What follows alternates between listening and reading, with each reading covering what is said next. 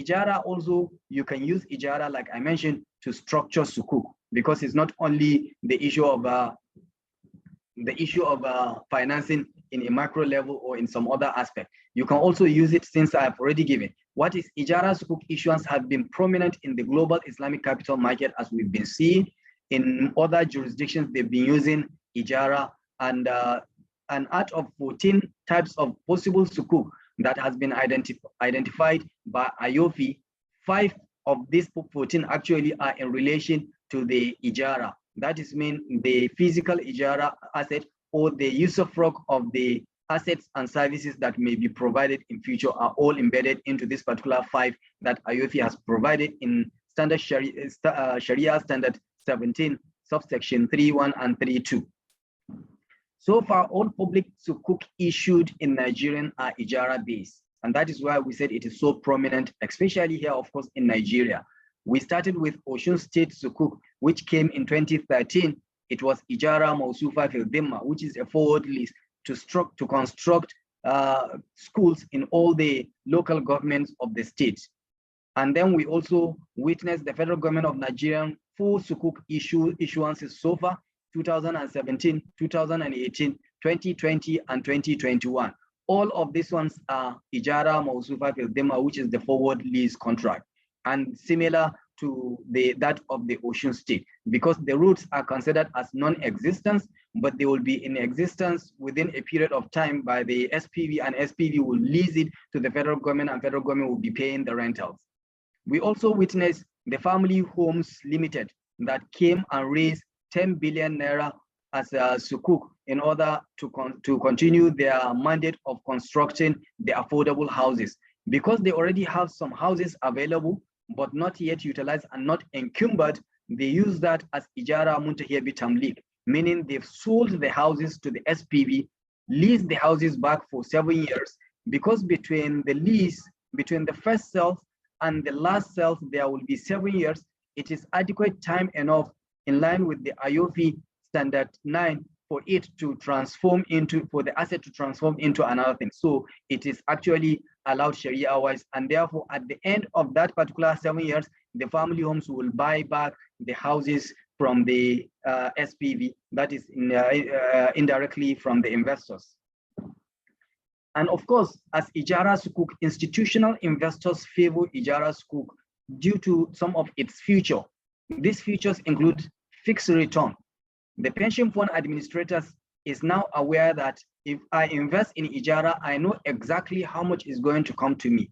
Unlike other contracts such as Mudaraba or Musharaka, that they cannot predict what exactly is coming to them clearly. It may go up, it may go down. They can only use on historical trend if it is Musharaka or Mudaraba. But for Ijara, you know exactly the fix. What return on investment is coming to you? Is it going to be 13% like the federal government of Nigerian Sukuk, or is it going to be another rate that you can easily make your plans clearly, or even do your valuation of your funds clearly?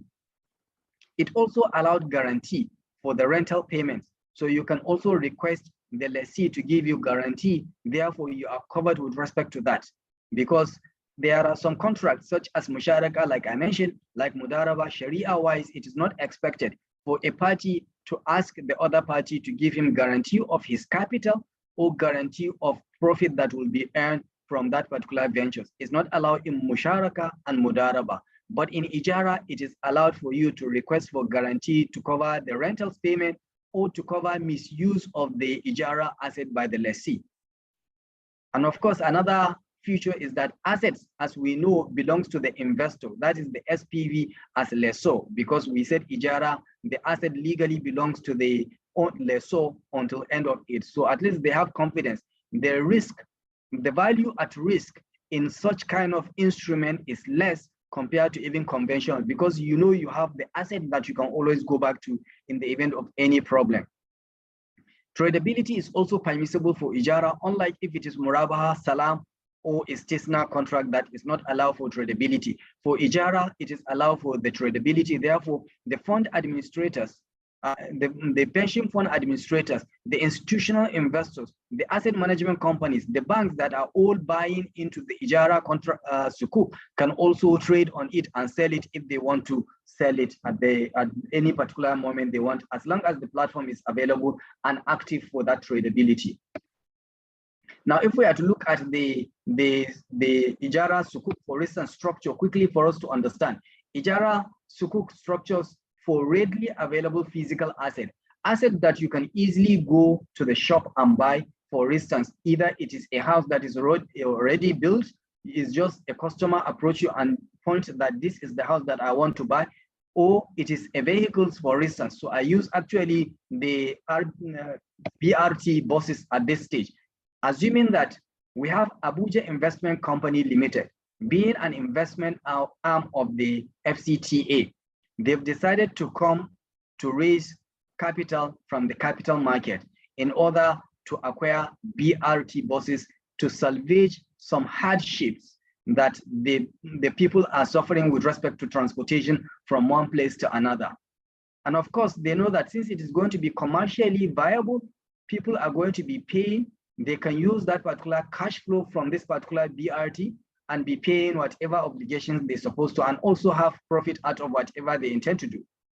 Now, they decide this is what they want to achieve, and therefore they approach the financial advisor, who is going to ask them that for me to come to the market and say to you, I'm going to get funds for you to buy these BRT buses, I need to make sure that when it is time for payment to be made, at when due the payment will be made. So I need to have a third-party guarantee. Can it be your FCTA can give you guarantee, or are we going to have another guarantor that will stand for you, such as the Islamic banks, such as the other guarantors that can provide third-party enhancement? If that is the case, we have, for instance, for the sake of just understanding, the FCTA to provide the guarantee.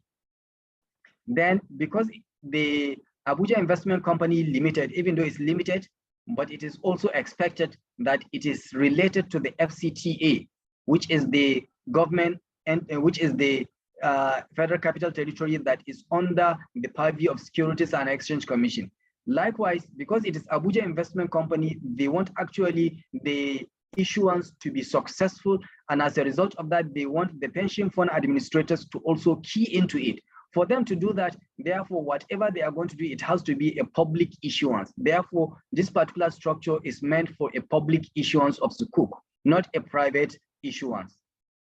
Now, for it to be public issuance, there must be a new entity that will be incorporated, which is going to be an SPV. But according to Securities and Exchange Commission, this SPV must be public in nature, incorporations-wise. So it has to be PLC. It is going to be the one that will issue the sukuk to the investors, and investors will provide in form of the trust to the investors. The investors will be the one that will invest into the sukuk, and therefore they will also be there. But however, SPV is going to be a shell company. It doesn't have office of itself. It doesn't have personnel, so it doesn't have operation activities. Therefore, it has to subject all its rights and obligations to the SEC licensed trustees, such as the FBI Quest trustees, STL trustees, UTL trustees, and all trustees that that have been participating in the sukuk issuances must be the one that will act on behalf of the SPV, by extension on behalf of the investors. And therefore, first, since we already agreed that there will be a third-party guarantee must be provided for the financial advisors to feel confident in order to continue providing all the necessary documentations. Then there must be an undertaking by the Abuja Investment Company that I hereby undertake I'm going to lease these BRT buses if the SPV bought these BRT buses. Likewise, I hereby undertake I'm going to buy these BRT buses at the end of the transaction, so that we know the exit of this particular instrument, how it is going to be done. The SPV will also provide the undertaking that I hereby undertake I'm going to sell this particular BRT to you at the end of the transaction. So there must be undertakings to be provided at this stage.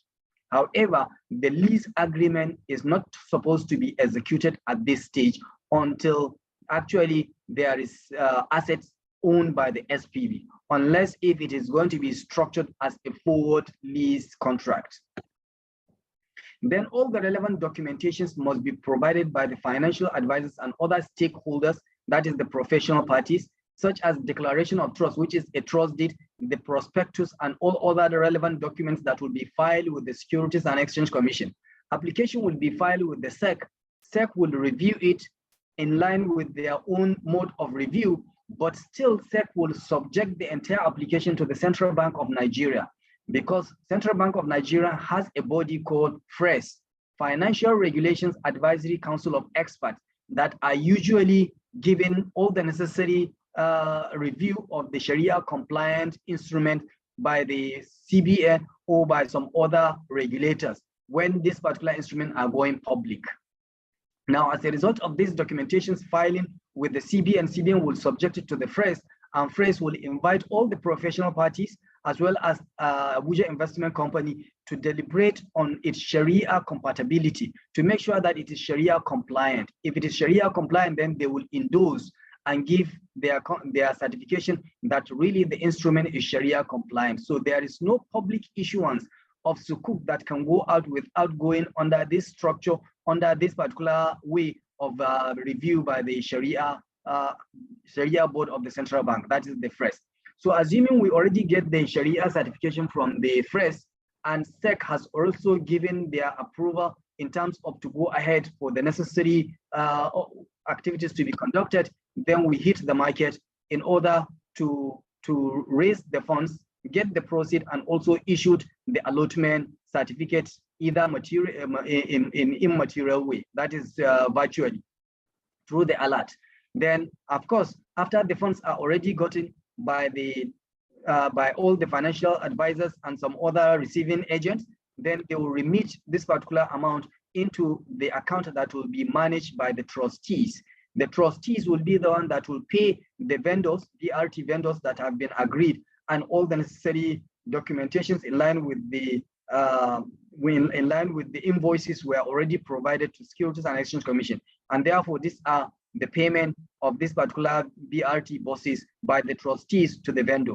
And vendor will deliver the buses to the trustees, and therefore at this material time, that is when actually the lease agreement will be executed.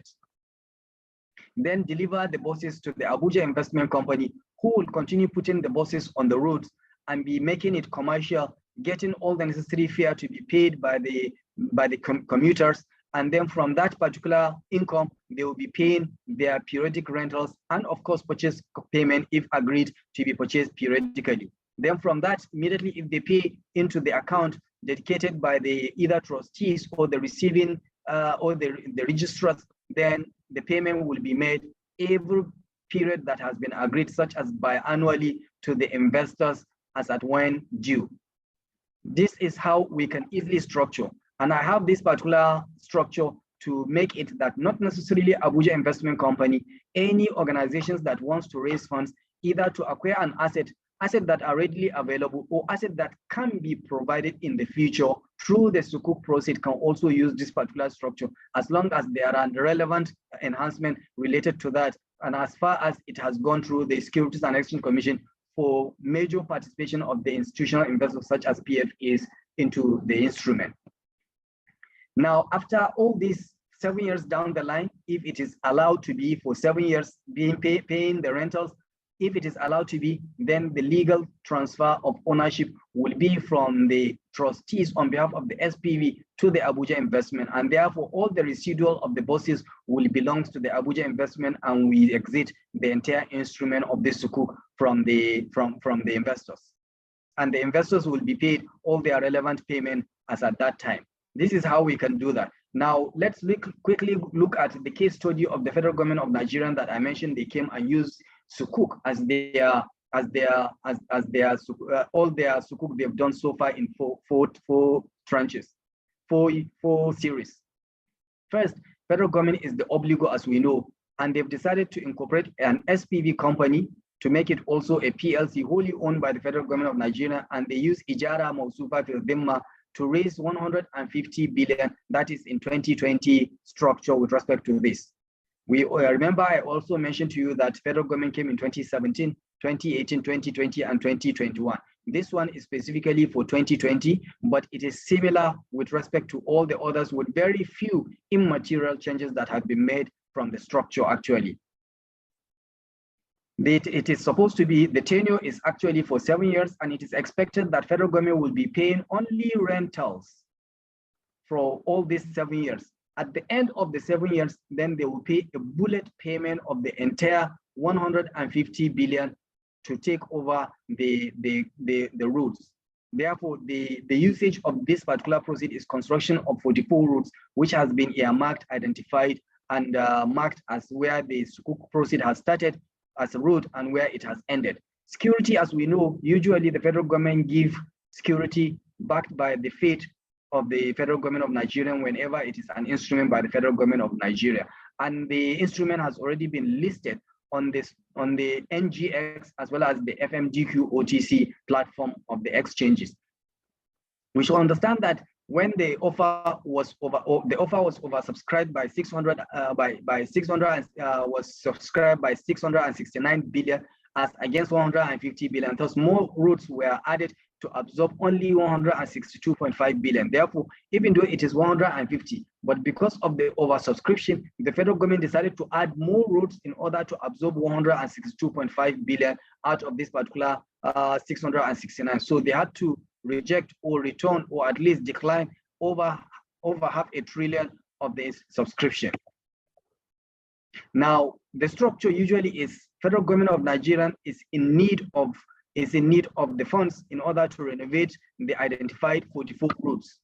And therefore, based on the advice by the financial advisors, they've decided to incorporate a company called FGN Road Sukuk Company 1 PLC. I remember when we discussed about the incorporation of this particular company, we've decided to put roads for the name because it is dedicated for roads. If it is health or education, then the name of the SPV will change. And we decided to put Company 1 PLC because we thought by the time we are coming for the second issuance, we are going to have Company 2 for roads, Company 3, Company 4, and others. But later on, after the first issuances, the second issuance didn't come in the same year, but it came in the next year. It was decided actually to continue using the SPV, and that is the SPV we are using for all the 4 so far that has been issued by the federal government because they are all in relation to the roads. Then the federal government is standing actually to be the lessee of these particular routes that will be renovated and constructed by the SPV. And therefore, federal government has already earmarked these routes and give allocation of these routes to the SPV. So legally, the SPV now owns these particular routes. And you can see from wherever the route started an indication, the green signpost where the Sukuk proceed of the routes has been gone in to where it ended. That route actually legally belongs to the SPV on behalf of the investors. And therefore, investors would be the one to invest into the investment. And we had a little challenge then because the Federal Ministry of Power, Works and Housing then was actually based on the Highway Routes Act. They are in charge of renovating anything to do with the highway. And therefore, we have 2 options. The first option is to go to the National Assembly and make changes on the act, which is going to take forever. And the second option is to make the ministry to act as an agent of the SPV. And therefore, we've decided to go for that agency way rather than changing of the act, which will never come probably. Then the CBN being the paying agent of the federal government of Nigerian instrument, we decided to maintain it. But of course, there are trustees that are there on behalf of the investors that are also working together with the CBN as well as together with the ministry to make sure that they have all the necessary enhancement and governance in the structure. The trustees, they already have project managers that are also monitoring the activities of the contractors on site and be reporting to the trustees, and the trustees will also be liaising with the Ministry of Works as well as CBN with us on behalf of the investors. Therefore, first, for us to go ahead, we had to ask federal government of Nigeria to give allocation of these identified routes to the SPV, and therefore all the routes that have been identified are later formally communicating ownership of that routes were given to the SPV, were written by the Ministry of Works and to the SPV. just like the way federal government is giving allocations of the lands to individuals and organizations. And then we've decided to go into a forward lease agreement and undertakings that go and construct these particular routes identified based on these specifications. And undertaking that I hereby undertake, I'm going to buy these routes at whatever price you can put in today after 7 years down the line. Then after all the relevant documentations were provided, declaration of trust, that is the trust deeds, prospectus, and all other documents were provided to the DMO. It was subjected to CBN, and CBN invited FRES, as usual, to discuss with the professional parties together with the DMO, and we defended this particular documentations, and the FRES found it to be Sharia compliant and therefore give their endorsement that it is Sharia compliant. And therefore immediately we hit the market, raise the funds, and also give allotment in line with the subscription of the investors. In line with the arrangement that the Ministry of Powers and Works and Housing is going to act as an agent, then we have the Construction and Service Agency Agreement. Construction for them to make sure that they make the roads to be constructed in line with the specifications. So they will go and do all the tender, all the contractors, they will be monitoring them. However, we have trustees that also have their own project managers that are also going to site to make sure that they are inspecting the quality of the construction of the roads. We also have another service agency agreement because the roads must be usable, must be useful throughout the period of the rent of the Ijara. Because if there is any problem that will actually hinder the usage of the roads, the rentals will stop paying according to Sharia. So as a result of that, the ministry was given an agency to continue servicing these particular routes throughout the 7 years period. And therefore, the payment that have been collected from the investors were given to the Ministry of Works and Housing, and they will be giving it to their contractors, but together in liaising with the trustees for that aspect. Then they will deliver the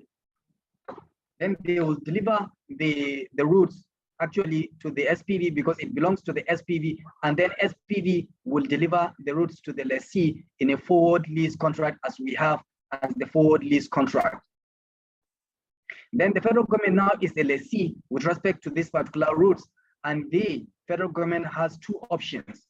One, to put toll so that they can be charging rent from the motorists, or they can allow it for people to use it, and it will provide the social amenities and be paying on behalf of the motorists. And that is what federal government of Nigeria decided to take, because they don't want to reintroduce the toll. So they've decided to say they are going to provide the social amenities at this road. So they will be paying on behalf of all the motorists that are using these roads throughout the period of the sukuk. So the rent will be paid through the CBN of Nigeria and through the Central Bank of Nigeria to the investors as at when due.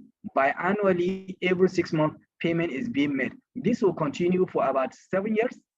Then immediately after 7 years, the SPV or the federal government will exercise their undertakings to sell or to purchase the road, depending on who is exercising his rights. Then by the time this exercise has been done, then the payment for the excise price, which is going to be the total principal raise, will be given to the CBN, and CBN will pay the investors 7 years down the line, and that will be end of this particular federal government of Nigeria that we have so far. These are all the evidence you can see in the table in the picture below. End of sukuk funded section. You identify the routes where it has already been identified. So an offer letter, an allocation letter has been given to SPV from that particular end of the road, beginning of the road to the end of the road has already been identified and be given to the SPV as the legal owner of the roads. And therefore they renovated it and they lease it to the federal government of Nigeria.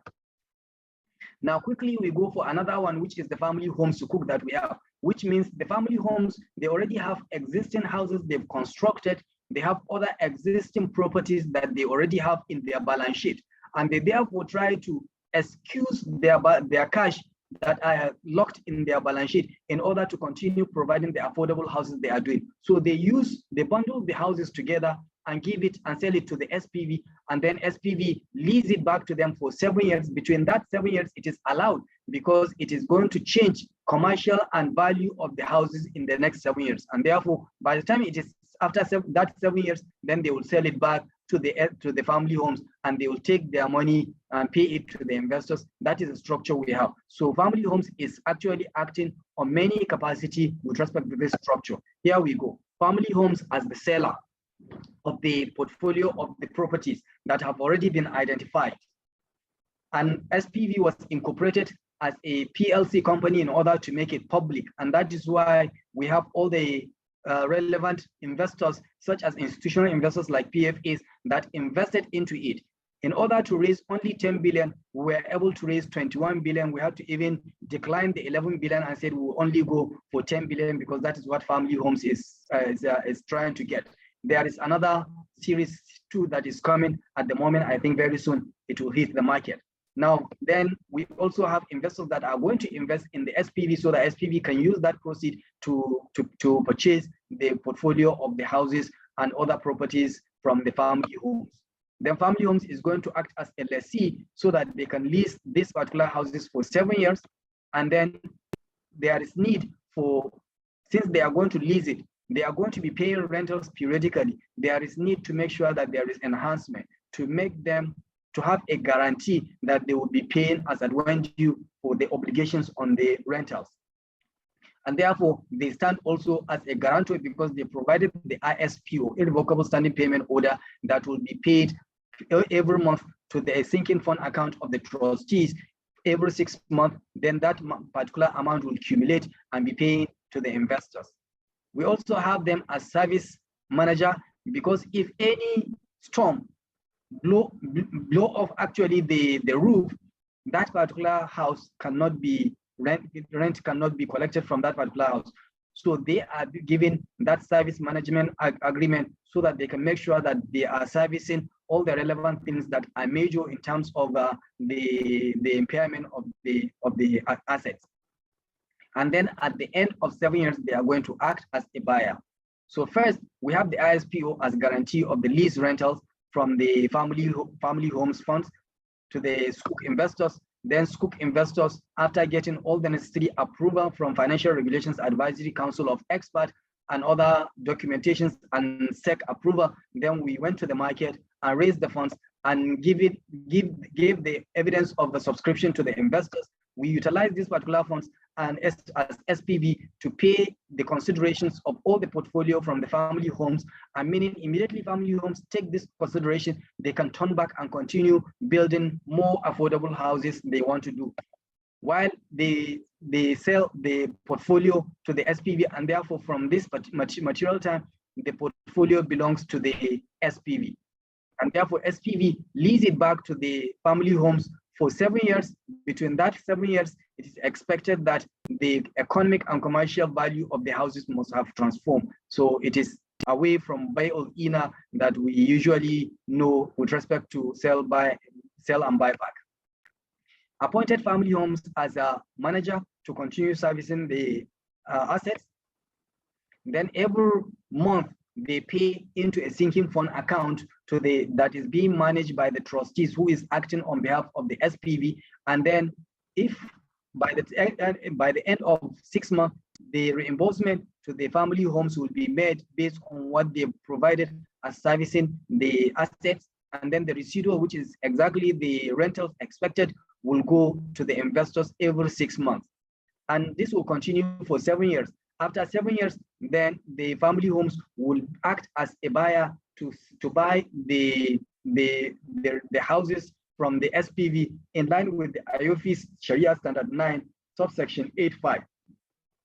And the consideration will be paid, which is as the excise price, and this excise price will be paid to the investors, and that will be the end of this particular transaction. So if we look at it, meaning if a company has assets that they want to use that asset to raise funds, or state government has assets and they want to use that asset to raise funds, they can easily do that. And by the time they get that funds, they can turn back and do some other developmental projects that are going to be beneficial to the society. Now, based on all this, to wrap up my conversation here, is, what solution can we easily see? Non-interest finance contracts of Ijara can solve basic economic issues such as compliant asset finance, mortgage from the non-interest financial institutions to their customers. Many customers are saying, because Federal Mortgage Bank of Nigeria are not providing Sharia compliant mortgage, I would not go and take the mortgage, even though I'm contributing my quota on monthly basis in the National Housing Funds account. But because it is not compliant, it violates the values of many people. They are saying, I'm not interested to go and claim my interest in this Federal Mortgage Bank of Nigeria. So for Federal Mortgage Bank of Nigeria, of course, it has to come with a way such as rent to own they have can be structured in order to make it Sharia compliant. Also, the compliant asset finance, such as the motor vehicles and some other things from the non-interest finance to their customer are all now available, and people can easily feel comfortable to approach their non-interest financial institutions for such assets to be financed. Unlike before we get these financial institutions, it was only the conventional, and therefore people are running away because of the curse from on taking interest or in relation to such kind of things. Financial inclusion, it also brings financial inclusions to the investors. Many people are having money stashed in their accounts, or at least stashed in their houses. They don't want to bring them out because they don't want to associate with anything interest. Now, with these particular issues, people will understand that I can easily give the non-interest financial institutions my money as investor or as depositors, and I expect them, they are going to deploy these funds to this kind of Sharia compliant, and whatever I'm going to get is going to be Sharia compliant return on investment. And also investee or lessee, similar to that first one that I explained, is now comfortable that they can easily get finances that are in line with their values. Economic and social development, such as infrastructure development, such as sukuk for roads, housing, schools, hospitals, airports, name it, as long as it is infrastructure, name it, as long as it is a ministry or government that is trying to raise funds, can easily do it, and other projects will enhance the economic and social life of the communities.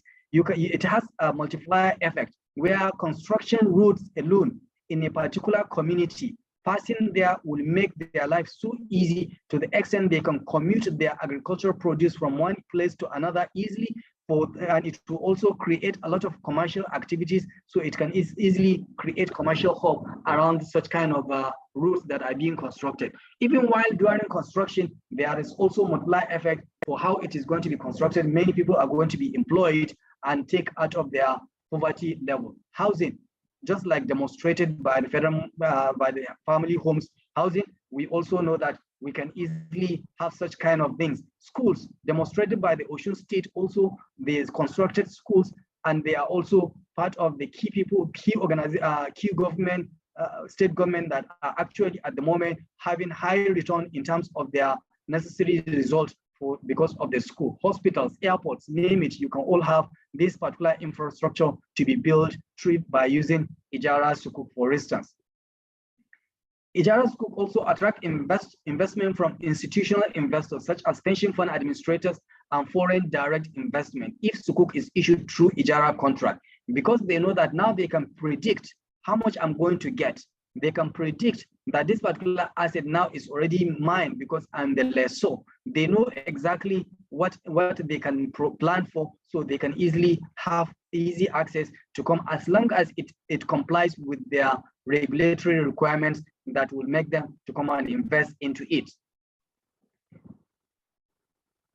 Liquidity management instrument is also, it can also act as a liquidity management instrument because Ijara Sukuk can be structured by CBN, being they have a lot of assets, they can utilize either of their assets in order to create a liquidity management instrument through the Sukuk Ijara for non-interest financial institutions, for pension fund administrators, for NDIC, non-interest deposit insurance scheme, and for even the CBN, non-interest financial institutions deposit and CRR, they are all having. All these ones can help in order to push the entire industry of non-interest finance forward by providing the liquidity management instrument by Central Bank of Nigeria or interbank by the banks themselves. These are all things that can be provided. Without taking, of course, much time, because I know there may be questions and answers, I think this is where I need to say thank you so much for your patience and for being with us. Thank you so much, Ismaila. Over to you.